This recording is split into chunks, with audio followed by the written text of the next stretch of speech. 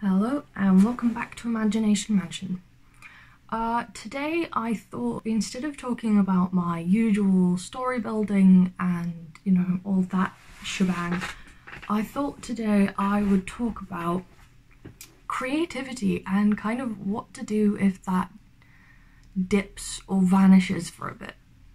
Because as someone who is a creative, creativity, imagination, all that shebang is my lifeblood. It is, the thing that I pride myself on. It's the thing that's been a constant throughout my life. And so whenever that dips, so does my mood. So does my quality of life. And so, obviously, we're all in a situation where I think everyone's creativity has been taking a bit of a nap, and we're all feeling a bit worse for wear because of it.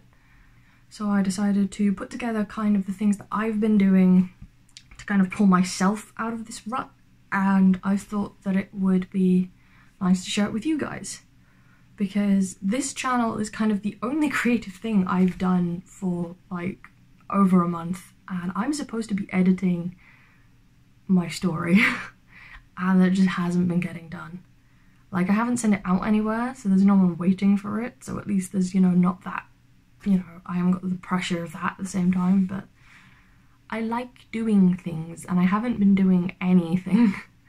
So here are just a few tips and tricks that I have used. Yeah, hopefully you'll be able to use them too. Or, you'll be able to tweak them for your circumstances. So the first one is listening to music. Now, if you know me, you know that I constantly have at least one earbud in. I constantly have music on. So why would listening to music bring me out of a rut when I've been listening to it when I've been in it? And I think I realised that what happened is I've been listening to basically the same 2 or 3 playlists constantly for that comfort blanket, but what that's done is that's basically just become background noise. I'm not taking in specific songs anymore. I know the patterns that the songs come in, and it's just turned into droning. And so I realised what I needed to do was listen to something fresh, listen to something new, not necessarily new as in just released, but something I'd never listened to before or haven't in a while. And so I just kind of went on a Spotify dive and I just started looking through stuff, and slowly but surely my little movie theatre in my mind started actually, making these little mini music videos again, because it went, this is new, this is actually interesting, and it could make something from it. It's it's not the same 5 songs over and over again, I can work with this. And I think that's the bit of advice I'd give, is to not just listen to music, but to listen to music that makes you think, and to listen to music that you've never heard before, and maybe in a different genre than before, because this, when I do this, I'm not looking for my new favourite artist. I'm not looking for, the next big thing that I'm going to fall in love with. I'm just doing this to feed my brain something different that isn't the same things over and over again, just to kind of splash it awake and kind of try and kickstart it back into making things again. So, if you're a metal fan, maybe try some folk music. If you're usually into happy-go-lucky music, maybe try some mellow stuff. Like I said, you're not doing it, or at least you don't have to do it to try and, be like, oh, I'm gonna, chuck out all my, electric guitars and bring in, a lute. That's not what this is about. It's just diversifying what you diversifying what creative things you intake, so you can like get the cogs of imagination whirring again.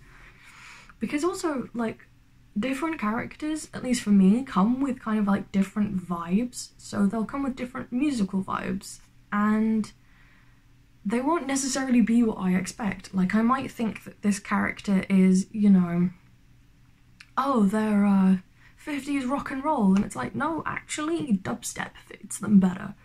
Or I'll be thinking like, oh, you know, I want something, you know, soft and classical for this, and it's like, no, you need like pop. And so I think sometimes just listening to something new and something you haven't heard before can really just make you think of new things you wouldn't have imagined if you hadn't have listened to it, kind of thing. Hope that made sense. I waffled on a bit there, sorry about that. Second tip, I'd say, which also helps if you're in a reading rut, I found, is switching from fiction to non-fiction.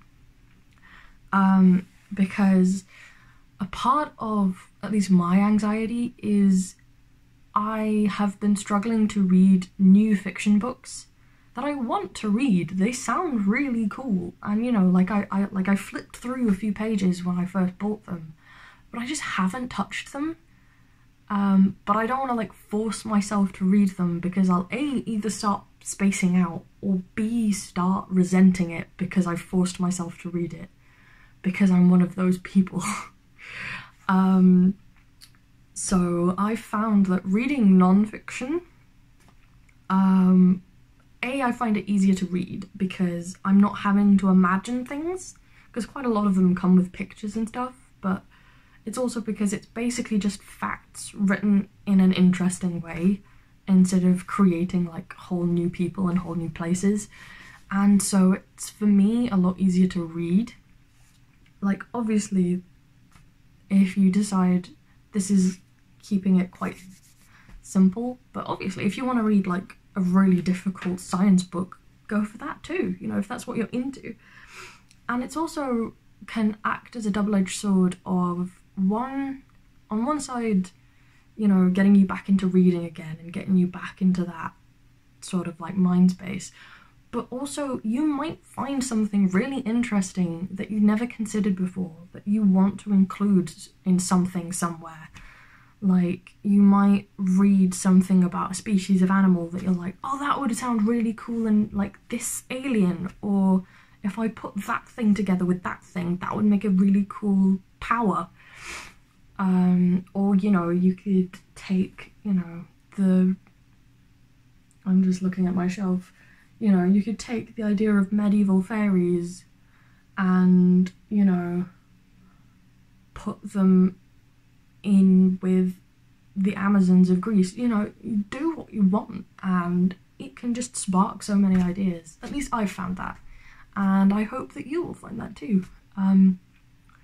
Because there's that piece of writing that everyone either loves or hates, which is write what you know. And I like to change this to write what you want to research, because I've always found things interesting. Because one of the things on my shelf is like Celts and medieval Britain and all that kind of stuff. But I haven't actively studied these. You know, like, and also like, I'm not, you know, like a Celtic restructuralist or whatever you call them, you know, like I'm not working in the Crannog Centre, though it is a great place. I would suggest go visit if you can, because it's great. But I like to change that to, I like to change write what you know to write what you want to research, because a lot of us, unfortunately, will probably be quite mundane, quite boring. Like, if I wrote what I knew, what I know in terms of like being a person, which obviously everyone does, then like making beds from like working in hotels and making coffee. Another one is going outside, or kind of like watching videos about different places. because I found that one of the reasons why I think I've been so in a rut recently is because, like everyone, I think probably, I've been staring at the same four walls for like nearly a year now, and I've been, you know, my interesting destinations has been the supermarket and back. That doesn't really inspire any sort of creativity unless you're gonna, you know, like write about a zombie apocalypse in a supermarket, which if you are, go ahead. But I think exploring new places, either in real life, you know, go down a street that you don't usually go down. I mean, obviously stay safe, like, but like, you know, just kind of like taking a little bit of a wander and exploring places that you don't really go down and seeing new things, or going on Google Maps and just, you know, throwing a metaphorical dart at the digital map and just kind of exploring the area, see what you find, and then maybe Google some of the places you find. And you never know, you might find somewhere really interesting and you might go, oh, I want to incorporate that or bits of that into my story XYZ, or I want my character to have come from place XYZ.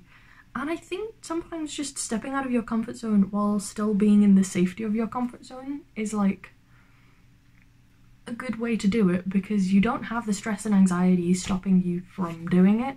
Like, there's nothing to lose. And you get to see new things.